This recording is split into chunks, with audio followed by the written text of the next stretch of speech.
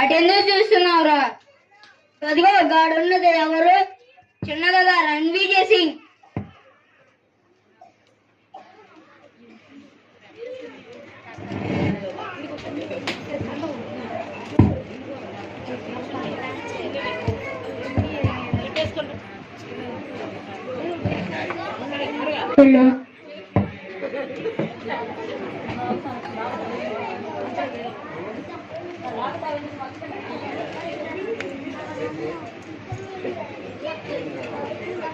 చిన్నదొరను చూసుకోవడానికి ఒక అసిస్టెంట్ ఉంటాడు.